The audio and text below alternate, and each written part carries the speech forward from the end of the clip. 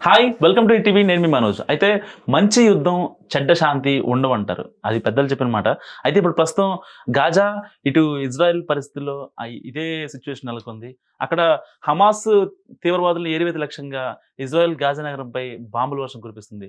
తినడానికి తిండి లేక చిన్నపిల్లలు అల్లాడిపోతున్నారు. సో ఇలాంటి పరిస్థితులపై మనతో మాట్లాడడానికి శ్రీకర్ గారు ఉన్నారు, ఆయనతో మాట్లాడదాం.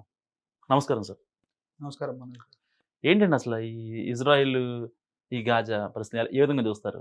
మీరు దుబాయ్ సినిమా చూసారా? హ్మ్.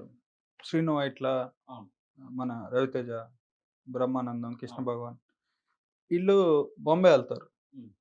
బాంబే వెళ్ళంగానే మోసపోతారు. అది మన బ్రహ్మానందం గారిది డైలాగ్ ఉంటుంది, అల్లా అచ్చా కరేతో సాబు బిచ్చా కరేగా. ఆ! Same thing happening in Gaza. వీళ్ళకి అసలు ఇంకా నిజం చెప్పాలంటే చెప్పాలంటే ఇప్పుడున్న పరిస్థితులు అయితే అల్లా అచ్చా కరేతో సాబు బిచ్చా కరేగా అనేది అసలు ఈ Hamas, Israel, Gaza, west bank మీరు ఈ గత 2, 3 నెలల నుంచి గాజా లేకపోతే ఇజ్రాయెల్ ఈ 2 పేర్లు వినుంటారు గానీ, వెస్ట్ బ్యాంక్ అనేది గూడా ఇంకోటుంది. ఈ పాలస్తీన్ యొక్క పార్టే. దాని గురించి ఎవడు గొడవ జేయడు. ఏం జరుగుతున్నా గాజా, గాజా, గాజా. ఎందుకు? అవును. గాజా ఎక్కువ వార్తల్లో ఉంటది. గొడవ జరిగిందని, బాంబులు పేల్చారని, హ్మ్. ఎవరో మిసైల్ ఏసి హ్మ్. ఎళ్ళిపోయారని. హ్మ్. మళ్ళీ కట్ చేస్తే ఇజ్రాయెల్. మిసైల్ ఏసేసి ఎళ్ళిపోయే వాళ్ళే గాజా. ఆ! ఇప్పుడు మీకు ఎట్లా అనంటే అండి, ఇప్పుడు హ్మ్. అసలు ఈ ఇజ్రాయిలు, పాలస్తీను, గాజా, వెస్ట్ బ్యాంకు, మట్టి మశానం ఈ దరిద్రం మొత్తానికి కారణం గూడా హ్మ్. బ్రిటిష్ వాళ్ళే. హ్మ్. 1947లో ఎట్లయితే ఇండియా, పాకిస్తాన్ అండ్ బంగ్లాదేశ్ అని ఒక అఖండ భారతావనికి ముక్కలుగా చేయబడిందో, హ్మ్. సేమ్ అట్లానే పాలస్తీన్ అని ఉండేది. ఆటోమన్ ఎంపైర్. ఐ హ్మ్. మీన్ ముస్లిమ్స్ సౌత్ ఏషియా మొత్తం లేకుంటే మిడిల్ ఏషియా మొత్తం వాళ్ళది కబ్జా ఉన్నప్పుడు అక్కడ పాలస్తీన్ అనేది ఒకటి ఏరియా ఉండేది. హ్మ్. ఆ పాలస్తీన్ వరల్డ్ వార్ 2 టైమ్‌లో కొన్ని వివాదాల కారణంగా బ్రిటిష్ దాని మీద హ్మ్. కంట్రోల్ తెచ్చుకుంది. వరల్డ్ వార్ 2లో జర్మనీ ఇటు బ్రిటిష్ వాళ్ళని మామూలుగా ఏసుకోవట్ల. హ్మ్. అడ్డగోలుగా ఏసుకుంటుంది. షిఫ్టులు వారి ఇప్పుడు మీ ఆఫీస్‌లో షిఫ్టులు ఉంటారండి. మార్నింగ్ షిఫ్టు, మధ్యాహ్నం షిఫ్టు, రాత్రి షిఫ్టు, నైట్ షిఫ్ట్ అని 4, 5 హ్మ్. షిఫ్టులుంటాయి అవును. ప్రతి ఆఫీస్‌లో రిక్వైర్మెంట్‌ని బట్టి. అట్లా వరల్డ్ వార్ 2 టైమ్‌లో జర్మనీ పైలట్స్ ఎవరైతే ఉన్నారో, హ్మ్. వాళ్ళు షిఫ్ట్‌ల వైస్ డ్యూటీ యేసుకొని మన ఆహ్, బ్రిటి ఇంగ్లాండ్ మీదకెళ్ళి బాంబులేసి వచ్చేవాళ్ళు. హ్మ్. 'London bridge is falling down my baby' అని మీరు ఇంకో చిన్నప్పుడు సాంగ్. రైమ్స్ ఇనే అవును. ఉంటారా? ఎందుకు ఫాలింగ్ డౌన్ లండన్ బ్రిడ్జ్ అనేది? ఈళ్ళు బాంబులు నూకినారు కాబట్టి. ఆ! అలా వరల్డ్ వార్ 2 టైమ్‌లో ఒక సైడ్ జర్మనీ బ్రిటిష్ వాళ్ళని యేసుకుంటుంది. హ్మ్. మనోళ్ళేసుకుంటున్నారు. హ్మ్. ఎవడు దొరికితే వాడు బ్రిటిషోడిని కుక్కలు కొట్టినట్టు కొడుతున్నారు. ఎందుకంటే వాళ్ళు కొలనైజేషన్ స్టార్ట్ జేసినారు. హ్మ్. అట్లా ఈ టైంలో ఇప్పుడు జర్మనీని ఫేస్ జేయాలనంటే మనకి ఎవడో ఒకడు సపోర్ట్ గావాలా. హ్మ్. జర్మనీలో ఇంకో దారుణం ఏందంటే ఒకటి జర్మనీ ఇంగ్లాండోళ్ళని కొడుతుంది. బ్రిటిషోళ్ళని కుక్కల్ని కొట్టినట్టు కొడుతుంది. నిర్మొహమాటంగా చెప్తున్నా. మళ్ళీ మళ్ళీ చెప్తున్నా. హ్మ్. బ్రిటిషోళ్ళని కుక్కల్ని కొట్టినట్టు కొట్టారు హ్మ్. జర్మనీ వాళ్ళు. హ్మ్. బ్రిటిషోళ్ళని కొట్టడమే గాకుండా ఈళ్ళు జేసిన ఇంకో తలతిక్కే వారం ఏందంటే బ్రిటిషోళ్ళని కొట్టారు, సంపారు. మీకు నచ్చింది ఏంది? Very good in part of హ్మ్. జర్మనీ. హ్మ్. ఈళ్ళు జేసిన ఇంకో దరిద్రపు పనేందంటే జ్యూస్ హ్మ్. ఎవరైతే యహూదీలు అని ఉంటారో, హ్మ్. ఈ జ్యూస్ అనే కమ్యూనిటీ జర్మనీలో చాలా ఎక్కువ మంది ఉండేవాళ్ళు. హ్మ్. ఇప్పుడు ఫర్ సపోజ్ ఆఫ్ఘనిస్తాన్‌లో పఠాన్స్ ఎక్కువుంటారు. ఇక్కడ మనకి చూసుకుంటే హిందూస్ ఎక్కువుంటారు హ్మ్. ఇండియాలో. అదే బంగ్లాదేశ్‌లో చూసుకుంటే బెంగాలీ ముస్లిమ్స్ ఎక్కువుంటారు. హ్మ్. మీరు చైనాలో ఉయిగిర్ అనే పార్ట్ చూసుకుంటే ఉయిగుయి ముస్లిమ్స్ అని ఉంటారు. హ్మ్. వాళ్ళు చైనీస్ ముస్లిమ్స్. హ్మ్. ఆళ్ళ మీద చాలా దారుణాలు జరుగుతుంటాయి. అది వేరే విషయం తర్వాత ఎప్పుడైనా మాట్లాడదాం. హ్మ్. ఈళ్ళేందనంటే ఈ జ్యూస్ అనేవాళ్ళు హిట్లర్‌కి, ఈ జ్యూస్‌కి పడదు. హ్మ్. హిట్లర్‌కి, ఈ జ్యూస్‌కి ఎందుకు పడదంటే మళ్ళీ అదో పెద్ద పంచాయతీ. హ్మ్. వరల్డ్ వార్ 1 టైమ్‌లో ఏం జరిగిందంటే హిట్లర్ అనే వ్యక్తి దెబ్బలు తగిలి ఓ చోట పడిపోయి ఉంటే, హ్మ్. అంటే నిస్సహాయ స్థితిలో ఉండి ఒక యూదుడి ఇంటికెళ్ళాడు. అంటే హ్మ్. యహూది జ్యూస్ ఇంటికెళ్ళి తలుపు హ్మ్. కొట్టి, "మన పరిస్థితి ఇది. మరి వాళ్ళొచ్చేస్తున్నారు బ్రిటిష్ వాళ్ళు. నన్ను ఏసేయండి చంపేస్తారు. హ్మ్. కొంచెం షెల్టర్ ఇయ్యండమ్మా" అంటే వాళ్ళు షెల్టర్ ఇచ్చారు హ్మ్. పాపం హ్మ్. హిట్లర్‌కి. హ్మ్. ఇచ్చి ఏం జేసినారు, వాళ్ళు పోయి పోలీసులకి మ్యాటర్ లీక్ జేసినాడు. హిట్లర్ గాడు మా కొంపలోనే దాక్కున్నాడని. ఆ!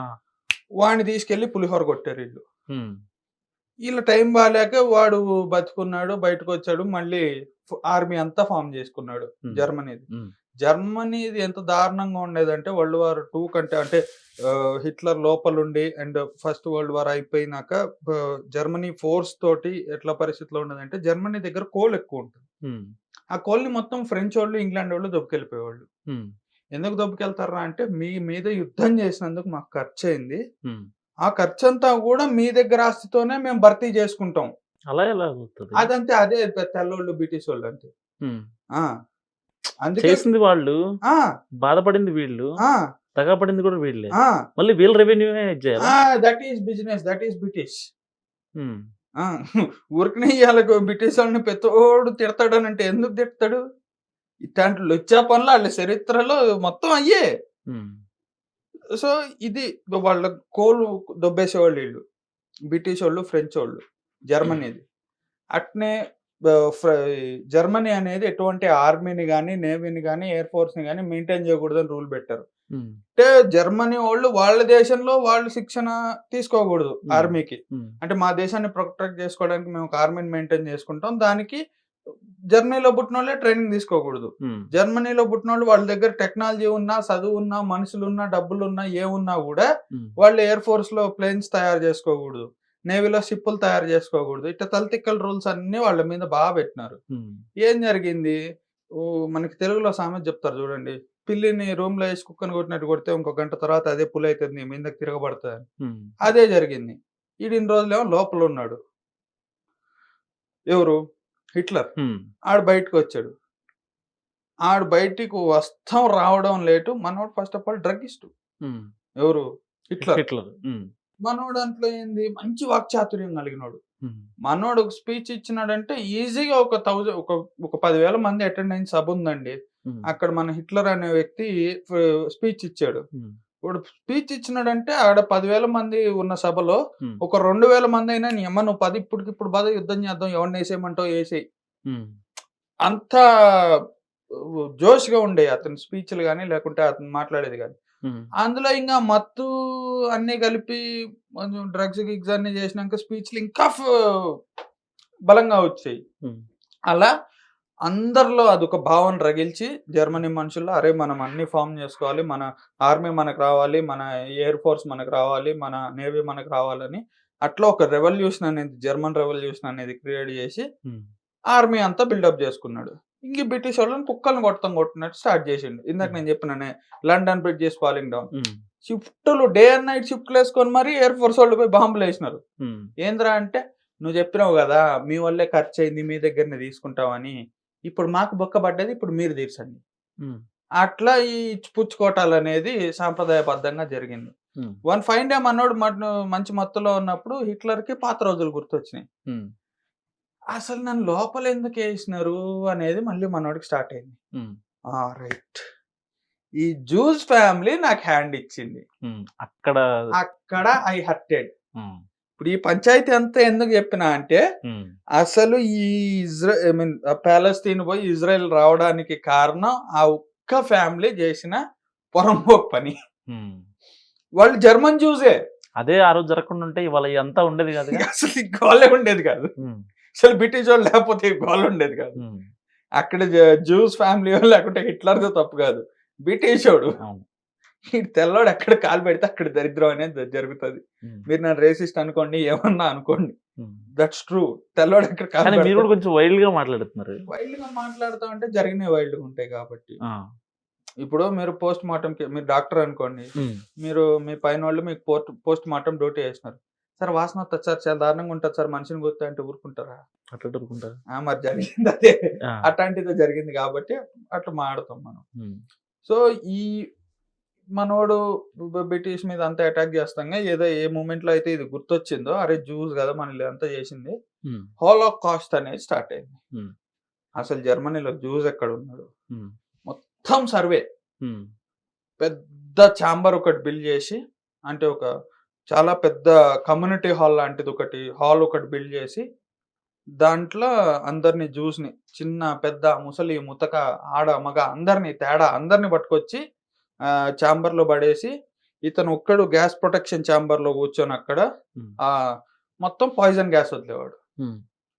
ఈడొక్కడు ఆ ఛాంబర్‌లో గ బ గ్యాస్ ప్రొటెక్టెడ్ ఛాంబర్‌లో కూర్చునేవాడు కాబట్టి బతికేవాడు.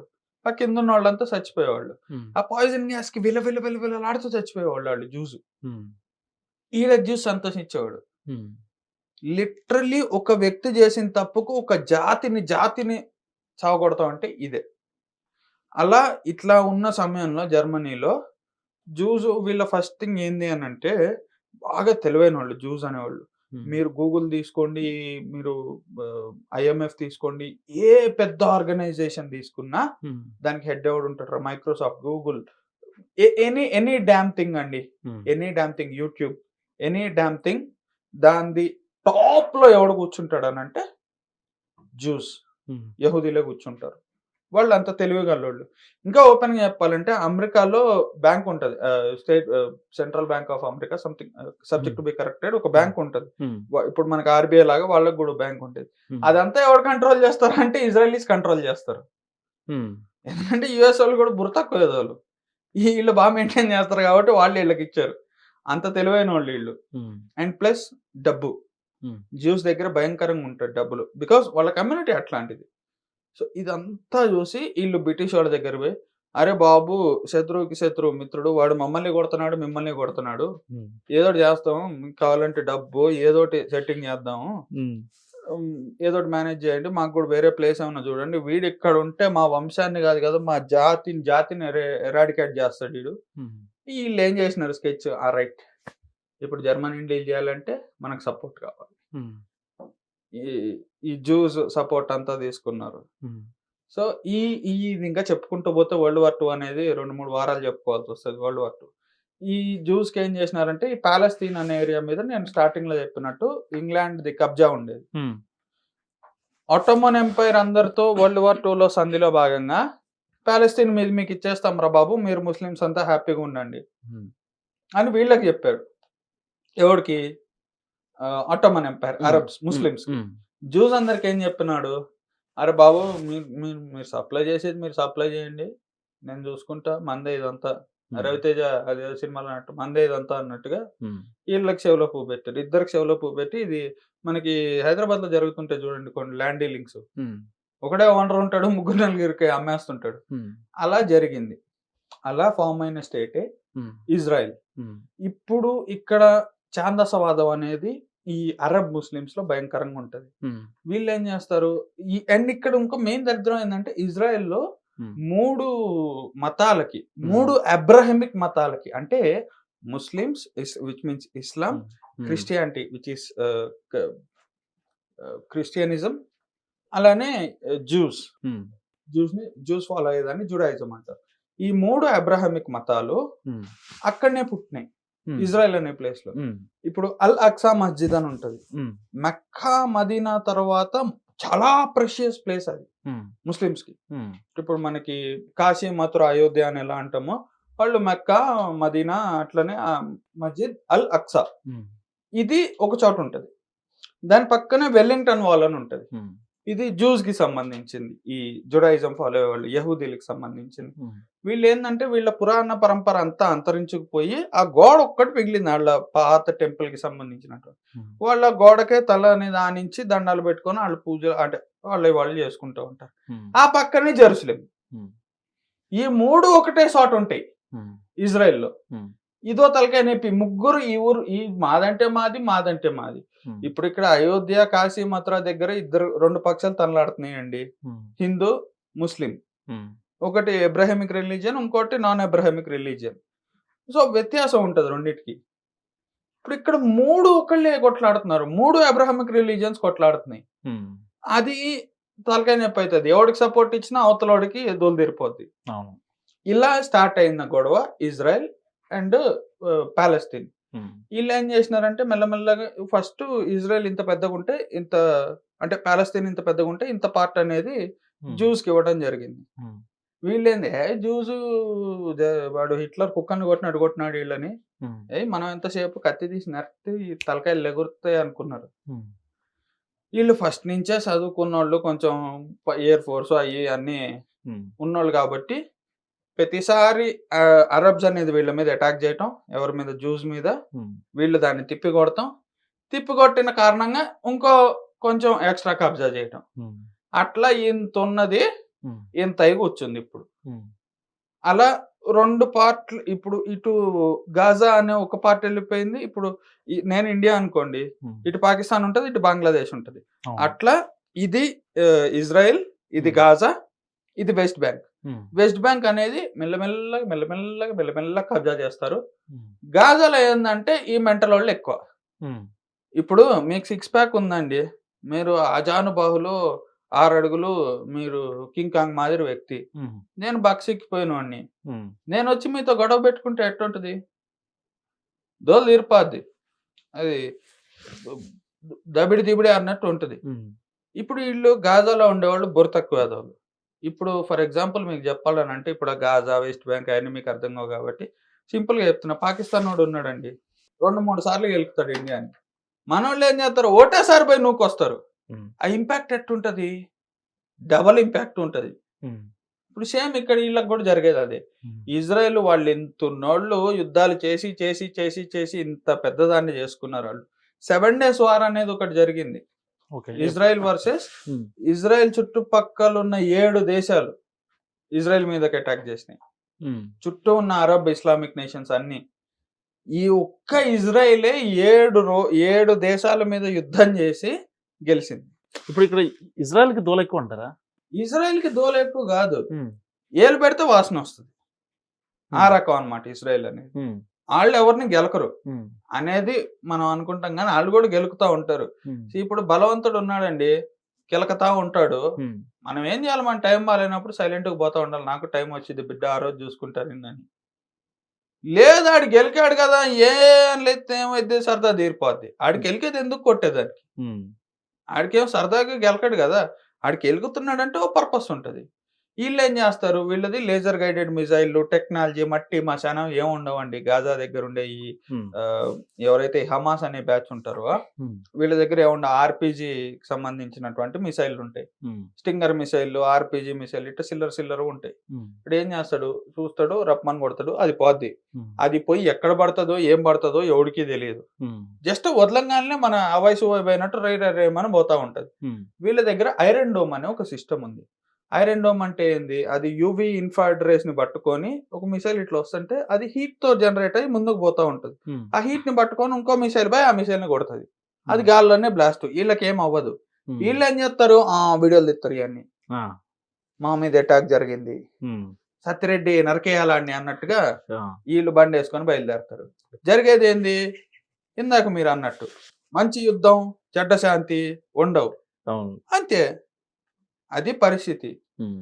కానీ ఇప్పుడు ఆ దేశంలో పరిస్థితుల వల్ల అక్కడ పిల్లలు, చిన్న పిల్లలు తినడానికి తిండి లేక అలమటిస్తున్నారు. హ్మ్. అక్కడ ఈ దాడిలో గాయపడ్డ ఒంటెల్ని, వాటిని, గుర్రాల్ని, వాటిని వాటిని వండి పిల్లలకి పెడుతున్నారు. హ్మ్. ఈ పాపం వాళ్ళకి తగలదంటారా? ఎవరికి? ఇజ్రాయెల్ వాళ్ళకి? ఇజ్రాయెల్ హ్మ్. వాళ్ళకి. ఇజ్రాయెల్ మీద దాడి ప్రతిసారి ఎట్లా జరుగుతదో మీరు కొంచెం రీసెర్చ్ చేయండి. హ్మ్. ఒక్కసారి 5,000 రాకెట్లు, 7,000 రాకెట్లు కొడతారు. ఎందుకంటే వీళ్ళకి నేను చెప్పినాగా ఐరన్ డోమ్ ఉంటది. హ్మ్. ఐరన్ డోమ్ వల్ల మన రాకెట్లు మిస్ అవుతున్నాయని 5,000, 7,000 ఒకటేసారి కొడతారు. హ్మ్. అండ్ వీళ్ళ గాజా అంటే ఈళ్ళిప్పుడు మీకు కొన్ని లెఫ్టిస్ట్ మీడియా గాని, ఆ రాడికల్ ఐడియాలజీ మీరు నాకు తెలిసి అల్ జజీరానో ఈ ఆల్ దిక్కుమాలిన జజీరా. ఆ! హ్మ్. ఆ హ్మ్. దిక్కుమాలినయే చూస్తా ఉంటారు మీరు. హ్మ్. వాళ్ళేం చేస్తారు? ఇప్పుడు మీ సింపుల్‌గా చెప్తా అండి అల్ జజీరా ఏం చేస్తదో. హ్మ్. ఇప్పుడు స్టార్టింగ్ స్టేజెస్ ఆఫ్ వార్‌లో ఉన్నప్పుడు హ్మ్. పెట్రోల్ ఎలౌ చేశారు గాజాలోకి. వాటర్ ఎలౌ చేశారు. ఫుడ్ ఎలౌ చేసినారు. అన్నీ చేసినారు. హ్మ్. పెట్రోల్ ట్యాంకర్‌లో పోతే పెట్రోల్ దాపెట్టుకొని పెట్రోల్ పంపులేసినారు పోలీసుల మీద. ఇజ్రాయెల్ పోలీసుల మీద. ఉల్టా. ఉల్టా. హ్మ్. ఇది ఎట్టుంటది? అది దీన్నేమంటారు? ఇది గాజా మైండ్ సెట్. హ్మ్. ఇంకోటి గాజోళ్ళు ఏం చేసినారు? వీళ్ళు ఇండ్ల కింద అండర్ గ్రౌండ్ సిస్టమ్ అనేది ఒకటి ఏర్పరచుకున్నారు. హ్మ్. ఈళ్ళు పైనుంచి రాకెట్లు కొడతారు. అండర్ గ్రౌండ్‌లో దూరిపోయి దాసుకుంటారు. హ్మ్. ఇది చానా సార్లు ప్రతిసారి దాదాపు 1940s నుంచి ఈళ్ళిద్దరికి గొడవలు జరుగుతానే ఉన్నాయి. మీరు 'దమ్ము' సినిమా చూసినారా? హ్మ్. 'దమ్ము' అందులో అతని నాజర్ క్యారెక్టర్ ఉంటది. తాంబూలాలు ఇవ్వండ్రో అంటాడు. హ్మ్. సేమ్ అదే. సంవత్సరానికోసారి తాంబూలాలు ఇచ్చి తన్నుకుంటారు ఇద్దరు. హ్మ్. మీరు 21, 22, 23, 24, 2019, 2020, 2018 ప్రతి సంవత్సరం ఈళ్ళ గోల ఉంటది. మీరు చెక్ చేసుకోండి. హ్మ్. అండ్ అందులో ఇప్పుడున్న పీఎం ఎట్లాంటి వ్యక్తి అండి? Benjamin Netanyahu. ఉమ్, ఆ మనిషి వాళ్ళ అన్న గొప్ప చరిత్రలయి. ఉమ్, ఆపరేషన్ బ్లాక్ థండర్ గాని పెద్ద పెద్ద ఆపరేషన్‌లు చేసున్న ఫ్యామిలీ అది. ఉమ్, ఇప్పుడు వాళ్ళు అసలు ఫస్ట్ ఆఫ్ ఆల్ మీకు ఇజ్రాయెల్‌లో ఒక రూల్ ఉంటది తెలుసా మీకు? మ ఉమ్, మ మ్యాండేటరీ మీకు ఆర్మ్డ్ ఫోర్సెస్‌లో ఒక 2, 3 ఇయర్స్ అయినా జాబ్ చేయాలి. అప్పుడే నీకు సిగ్గొస్తది. నువ్వు పొద్దున్నే లేస్తావు, టైంకుంటావు, నువ్వు పద్ధతి మెయింటైన్ చేస్తావు అని. అంటే క్రమశిక్షణ కోసం దాంట్లో. క్రమశిక్షణ కోసం. ఉమ్, ఆడపిల్లల్ని గూడా మొహమాటం లేకుండా మిలిటరీలో వేస్తారాళ్ళు. ఉమ్, ఇప్పుడు అట్లాంటి నేషన్‌తో గొడవ పెట్టుకొని నువ్వు ఎట్లా గెలుద్దాం అనుకుంటున్నావు? ఇంతున్నావు నువ్వు బొంగు. ఉమ్, వాళ్ళు లేడీస్ తోటి ఎవ్వరితో మొహమాటం లేకుండా అందరూ యూనిజెండర్ లాగా యుద్ధ విద్యలు అన్నీ నేర్చుకొని వాళ్ళంతా కాన్సంట్రేటెడ్‌గా ఇది మేము ఏలాలి. ఈ ఒక్క పీస్ ఆఫ్ ల్యాండ్ మా దగ్గర నుంచి పోయిందంటే మాకు భూమి మీద ఎక్కడా ప్లేస్ లేదు. అండ్ వాళ్ళు అలా ఆ భయంతోటి పెరిగిన జాతి అది. ఉమ్, యహూదీ లేకుంటే జూస్ అనేది. ఇప్పుడు ఇక్కడ హిందూస్ ఉన్నారండి ఉమ్, ఇండియాలో. One fine day India is a Christian country లేకుంటే ఇండియా ఈజ్ ఎన్ అది అంటారు కదా! ఏది ఈళ్ళు అల్ ఖైదా ఈ బ్యాచ్ అంతా జైషే మొహమ్మద్ ఈ బ్యాచ్ అంతా ఏదో అంటారు. గజ్వాయే హింద్. ఉమ్, గజ్వాయే హింద్ అంటే ఏంది? India is a Islamic nation. ఇక్కడ ఎవడు హిందూ ఉండకూడదనేది గజ్వాయే హింద్ అనే ఫార్ములా. ఉమ్, ఇంకోటి ప్రాజెక్ట్ జాషువా అని ఉంటది. ఉమ్. ఇండియా మొత్తాన్ని క్రిస్టియానిటీలు చేసి పారనొక్కాలి. ఇప్పుడు వీళ్ళకి అసలు వినండి. నా డౌట్ ఏంటంటే మీరు చెప్పిన దాంట్లో ఇప్పుడు ఇక్కడ వాళ్ళు పర్టికులర్‌గా ఇండియాని హిందూ దేశంగా చూడాలి. లేకపోతే ముస్లిం దేశం ఎందుకు పర్టికులర్‌గా ఇండియానే పడతారు? అదంతే. వాళ్ళకి బిలీవర్, నాన్ బిలీవర్ రెండే ఉంటాయి. హ్మ్. మీకెక్కడైనా చూడండి బిలీవర్, నాన్ బిలీవర్. కాఫిర్ అనే ఒక పదం ఉంటది. మీ జూస్ అందరూ ముస్లిం దృష్టిలో కాఫిర్‌లే. హ్మ్. హిందూస్ అందరూ ముస్లిమ్స్ దృష్టిలో కాఫిర్‌లే. అట్లా కొన్ని కొన్ని టర్మ్స్‌ని రాడికలైజ్ చేసి టెర్రరిస్ట్ మైండ్‌సెట్ అనేది పెంచుతారు. దానివల్ల జరిగే దారుణాలు. అండ్ టాపిక్ డైవర్ట్ అవుతుంది. ఇప్పుడు India all of a sudden ఈ గజాయే హింద్ వాళ్ళ ఇస్లామిక్ నేషన్ గానో, లేకుంటే ప్రాజెక్ట్ జాషువా వాళ్ళ క్రిస్టియన్ నేషన్స్ గానో తయారైతే ఇక్కడున్న హిందువులు ఏ దేశానికి పోతారు? హ్మ్. ఇప్పుడు క్రిస్టియన్స్‌కి చాలా దేశాలున్నాయండి. యూఎస్ ఉంది, ఆస్ట్రేలియా ఉంది, కెనడా ఉంది, ఏంటి కొలంబియా ఉంది. తొక్క, తోటకూర, మట్టి, మశానం మీరు లెక్క పెట్టుకుంటూ పోతే చానుంటాయి. హ్మ్. ముస్లిమ్స్ అందరికి OIC organisation of Islamic countries అనేది కొన్ని కొన్ని చాలా దేశాల యొక్క సమూహం ఉంది. OIC organisation of Islamic countries. హ్మ్. అంటే నిన్ను ఏ దేశంలో అయినా నువ్వు ముస్లిం అని నిన్ను టార్చర్ చేస్తే నువ్వు ఓఐసీ కాదు. హ్మ్. OIC organisation of Islamic committee దగ్గరికెళ్లి దరఖాస్తు పెట్టుకొని, అయ్యా నేను ముస్లిం నన్ను టార్చర్ చేస్తున్నారు. హ్మ్. నన్నే సౌదీ అరేబియానో, దుబాయ్ ఏడన్నా తీసుకొని పోండి అంటే వాళ్ళు తీసుకొని పోతారు. హ్మ్. ఎందుకు? Because you are a Muslim or you are a Christian. Project Joshua పరంగా చూసుకుంటే మీరు క్రిస్టియన్ అని వాళ్ళు సపోర్ట్ చేస్తారు. హ్మ్. ఓఐసీ ప్రకారం చూసుకుంటే మీరు ముస్లిం అని సపోర్ట్ చేస్తారు. ఇప్పుడు all of a sudden India మొత్తాన్ని మార్చిపారు తప్పితే హ్మ్. హిందూస్ అనేవాళ్ళు ఎటు పోతారు? ఈ ఆలోచన ఇక్కడ దిక్కుమాలినోళ్ళకి లేదు. హ్మ్. వాళ్ళకుంది. హ్మ్. ఇజ్రాయెలోళ్ళకుంది. ఎక్కడికి పంపిద్దామని? ఏది? మనల్ని. మనల్నా? హ్మ్. మనోళ్ళు ఇప్పుడు ఇది జరిగితే ఇప్పుడు ప్రాజెక్ట్ జాషువా గాని, గజవాయ్ హింద్ రెండిట్లో ఏది జరిగినా ఎటు పోవాలి ఏందనేది ఎవడికి తెలీదిక్కడ. హ్మ్. ఈ రాడికల్ ఐడియాలజీ మొత్తం జ్యూస్‌కి తెలుసు. హ్మ్. ఆళ్ళందుకే ఒక ఇంచు భూమి గూడా తాకనీయరు ఎవ్వరిని. హ్మ్. ఉల్టా కుదిరితే కబ్జా ఇప్పుడు ఇప్పుడు ఇండియా ఉందండి. మీకు యూఎన్ ఉంది. United Nations. హ్మ్. ఆడకు బోంగాల్నే వాట్ ఈస్ ఇండియా అని మిమ్మల్ని అడిగినారనుకోండి. India is a country which is situated from here to here, this longitude to this latitude, this ఇదే మీరంతా చదువుతారు. పాకిస్తాన్ ఏందంటే ఇక్కడి నుంచి ఇక్కడికి పాకిస్తాన్. యూఎస్ ఏందంటే ఇక్కడి నుంచి ఇక్కడికి USA. Israel what about you అనంటే, మా బౌండరీలు ఇంకా డిసైడ్ కాలేదని అంటున్నాడు.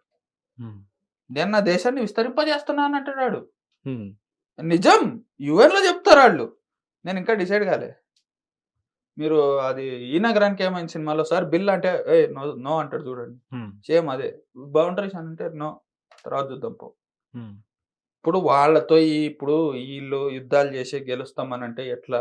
ఇప్పుడు పాకిస్తాన్‌లో అడక్క తింటున్నారండి. అవును. ఒప్పుకుంటారా మీరిది? హ్మ్.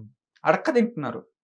ఒక కేజీ గోధుమ పిండి నీకిస్తారా అంటే, వాడి ఇల్లు, ఆస్తి, పక్కింటోడి ఆస్తి కూడా నాకు రాసిచ్చేదానికి రెడీగున్నారు పాకిస్తాన్‌లో. అవును. అసువంటోళ్ళు ఇండియాని ఏదో జేత్తా అంటే మీరు నమ్ముతారా? చెప్పండి. సేమ్ అదే గాజా పరిస్థితి గూడా. హ్మ్. లేదు పాకిస్తానోళ్ళు తిండి తిప్పలు లేక అడక్క తింటున్నారు. మనం వాళ్ళ మీద కరికరం చూపియాలా? వాళ్ళకి డబ్బులియ్యాలా? వాళ్ళకి ఫుడ్ ఇయ్యాలా? వాళ్ళకి మెడిసిన్స్ ఇయ్యాలా? అని ఎవడన్నా ఇండియాలో అడిగితే దాన్నేమంటారండి? ఎర్రితనం అంటారు. ఇప్పుడు ఇజ్రాయెల్ వాళ్ళు కూడా పాపం అయ్యో గుర్రపు మాంసం తింటున్నా ఇంతకు ముందు ఎవడు గుర్రపు మాంసం తినలేదా ఇజ్రాయెల్లో?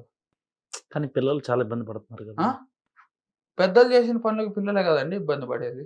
హ్మ్. ఇప్పుడు ముగ్గురు దిక్కుమాలినోళ్ళి దేశాన్ని విభజించారండి. ఐ రిపీట్, ముగ్గురు దిక్కుమాలినోళ్ళి దేశాన్ని విభజించారు. ఒకటి జవహర్లాల్ నెహ్రూ, ఒకటి గవర్నర్ వైస్రాయ్, అప్పుడుండే అతను, ఇంకోటి జిన్నా. ఈ ముగ్గురు పోరంబోకులు ఈ దేశాన్ని విభజించినారు. అనుభవిస్తుంది ఎవరండి? 75 ఏళ్ల తర్వాత కూడా ఇప్పుడు మన జనరేషన్ అనుభవిస్తున్నారు. తుపాకులతోటి కాల్చుకు సస్తా. పెద్దలు చేసిన తప్పుకు పిల్లలే కదా అనుభవించేది. అవును. అంతే. వాళ్ళు అనుభవిస్తున్నారనంటే నువ్వు జెప్పాలా? ఓరయ్యా మీరెందుకురా వాళ్ళ మీద బాంబులేస్తున్నారు? వాళ్ళు మనల్ని సావగొడుతున్నారనే బుద్ధి జ్ఞానం లేదా అండి? నేను చెప్తా ఇనండి. ఇప్పుడు రేపు పాకిస్తాన్ ఒక 10 బాంబులేసిందండి ఇండియా మీద. అయ్యో! పాపం పాకిస్తాన్ బతికే బాలేదు. పాపం వాళ్ళకి తిండి తిన్నికి లేదు. ఏం తిన్నికి లేదు. అడక్క తింటున్నారు. పిల్లలకైనా ఫుడ్డు ఉందేమో లేదు.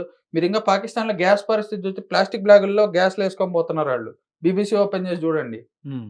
ప్లాస్టిక్ బ్యాగ్‌లో గ్యాస్, ఎల్‌పీజీ గ్యాస్. దానికేమన్నా అయితే అసలు పరిస్థితి ఊర్లో ఊర్లు తగలబడిపోతాయి. అవును. అయ్యో! పాపం పాకిస్తాన్ ఈ పరిస్థితిలో ఉంది. మనం వాళ్ళ మీద అటాక్ చేయకూడదని అంటారా మీరు బాంబులు పడ్డాక? మరి ఇజ్రాయెల్ ఎందుకు ఊరుకుంటదండి? ఇంత మంచి మానవత్వం కలిగిన మనమే ఊరుకోము. వాళ్ళు కనికరాలు లేనోళ్ళు వాళ్ళెందుకు ఊరుకుంటారు జెప్పండి? మీరు జెప్పండి మనస్సాక్షిగా. అది పరిస్థితి. ఇజ్రాయెల్ అయితే గాజాని అసలు వదిలిపెట్టే లేదు. ఇంగా వెస్ట్ బ్యాంక్‌నైనా సైలెంట్‌గా కబ్జా చేస్తది గానీ, గాజాకైతే బాజా మోగుతది. No doubt. ఇప్పుడు ఈ అల్ జజీరాలు, ఈ మట్టి మశానాలు ఎవరైతే వాళ్ళది పట్టుకొని ఏడుస్తా ఉన్నారో, అసలు హమాసోళ్ళు ఇజ్రాయెల్ మీద బాంబులెందుకేసినారు? హ్మ్. ఇది ఒక్కటి చెప్పమనండి అసలు. మీరయ్యందే ఇప్పుడు సౌండ్ 2 కలిస్తే వస్తది. ఇట్ట ఊపితే సౌండ్ రాదు గదండీ! గాలొస్తది అంతే. అవును. యాక్షన్‌కి reaction. Newton's third law of motion. దిక్కుమాలినోళ్ళు ఈళ్ళు హమాసోళ్ళు చదువుకోరు ఇయన్నీ. ఇజ్రాయెలోళ్ళు చదువుకుంటారు. Action, reaction. అసలు మొహమాటం లేదండి.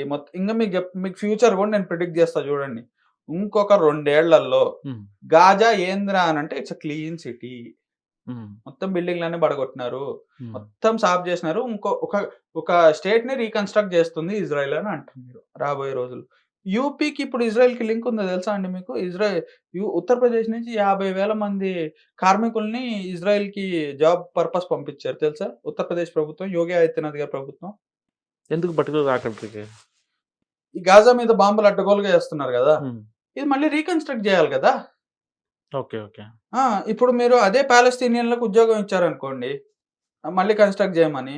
హ్మ్. వాళ్ళేం జేస్తారు, ఆ పనులు జేసుకోవడానికి మీ దగ్గర డబ్బులు తీసుకుంటారు. అయన్నీ తీసుకొని పోయి హమాజోళ్ళకిస్తారు. వాళ్ళు మళ్ళీ బుల్లెట్లు, రాకెట్లు కొంటారు. వాళ్ళు మళ్ళీ ఇజ్రాయెల్ మీదేస్తారు. హ్మ్.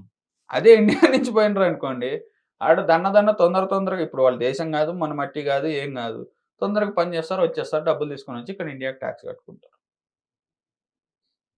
సింపుల్. మంచి మొహమాటాలు ఇవన్నీ ఉండవండి. మీరు యాక్షన్ చేయదలుచుకుంటే అండ్ దట్ టూ ఇప్పుడు మీరు యుక్రెయిను, రష్యా చూస్తున్నారు గదా! హ్మ్. మొత్తం దేశాలన్నీ మొత్తుకుంటున్నాయి యుక్రెయిన్‌ని కాపాడాలని. ఒక్కడు మెంటల్‌గా డిసైడ్ అయితే 2.5 ఏళ్ల నుంచి నడుస్తుంది యుద్ధం అది. హ్మ్. పుతిన్ అనే వ్యక్తి ఒక్కడు మెంటల్‌గా డిసైడ్ అయ్యిండు. నువ్వు నువ్వు నువ్వు అయిపోయావు తమ్ముడు అని. హ్మ్. అవునా కదా! ఏం జరుగుతుంది? ఎవడన్నా ఆపగలుగుతున్నాడా? మోదీ అనే వ్యక్తి అంత పవర్‌ఫుల్ అయినా గూడా ఏదో ఆ కొద్ది గంటలు మనోళ్ళని బయటకి తీసుకొచ్చేదానికి ఆపించగలిగాడు గానీ, హ్మ్. అరె బాబు! ఏంది ఆ సినిమా 'త్రివిక్రమ్' సినిమా ఏదో ఉంటది. అల్లు అర్జున్‌ది. ఏ షూ షూ షూ షూ షూ అనంగాల్నే ఇద్దరు ఊరుకో ఎద్దులాగున్నావు ఏడిత్తే బాగోదని అంటారు. సెటిల్‌మెంట్ జేత్తాడు బ్రహ్మానందం. ఆ స్టైల్‌లో జేయలేరుగా ఎవరు. వాళ్ళు డిసైడ్ అయినారు ఏ నేషన్స్ అయినా వన్స్ యుద్ధం చేద్దామని డిసైడ్ అయితే ఆగమండి. బెస్ట్ ఎగ్జాంపుల్ మీరు 99 కార్గిల్ యుద్ధం తీసుకోండి. మనకెవడు హెల్ప్ జేయటానికి రెడీగా లేడు. హ్మ్. యు పాకిస్తానోళ్ళు మన మీద దురాక్రమణ చేశారని అందరికీ తెలుసు. దొరుకుతున్నాయి. హ్మ్. పాకిస్తాన్‌లో ఐ మీన్ అటు సైడ్ వార్ జరిగినప్పుడు ఎవడి బాడీలో అయితే దొరుకుతున్నాయో, ఆ బాడీలో ఐ కార్డ్‌లు దొరుకుతున్నాయి. పాకిస్తాన్ లైట్ ఇన్ఫాంట్రీ రెజిమెంట్ అని. హ్మ్. అయినా యూఎస్‌కి, యూఎన్‌కి అన్ని ప్రూఫ్‌లు చూపించినా నై నై నై ఆళ్ళు ఒప్పుకోలేదు. హ్మ్. One fine day US president రాత్రి పూట వాజ్పేయి గారికి ఫోన్ చేస్తారు. హ్మ్. మీరు రేపు పొద్దున కల్లా యుద్ధం ఆపకపోతే మీ మీద న్యూక్లియర్ బాంబ్ వేయడానికి పాకిస్తాన్ రెడీగుంది అని. హ్మ్. ఓకే. వాడు ఒక్క న్యూక్లియర్ బాంబ్ వేసుకుంటే నేను 50% ఆఫ్ ఇండియా రైట్ ఆఫ్ అయిపోయింది. వాడు ఆల్రెడీ బాంబే వేసినాడు 50% ఆఫ్ ఇండియా లేచిపోయిందని కూడా నేను డిసైడ్ అయిపోయినా మెంటల్గా. నేను ఒకటే వేస్తా, మొత్తం పాకిస్తాన్ లేచిపోద్ది. ఎంతండి 5 రాష్ట్రాలు పాకిస్తాన్ అంటే, 5 రాష్ట్రాలు ఒక్కటి చాలు మొత్తం లేపారేస్తా. అంత పెద్ద మనిషి వాజ్పేయి గారు, మృదు స్వభావులు, పెద్ద మనిషి, ఇన్ని బిరుదులున్న అజాత శత్రువు, శాంతి కామికుడు, ఇలా ఇన్ని పేర్లు, ఇన్ని బిరుదులు ఉన్నటువంటి వాజ్పేయి గారే యుఎస్ ప్రెసిడెంట్ ఫోన్ చేస్తే పోరా అన్నట్టుగా మాట్లాడిన వ్యక్తి. ఏది అంత శాంతి కామికుడు. అలాంటిది వీళ్ళు ఇజ్రాయెల్ వాళ్ళు నాకెప్పుడు యుద్ధం చేద్దామా అని వెయిట్ చేస్తుంటారు వాళ్ళు. వాళ్ళు ఆగుతారా?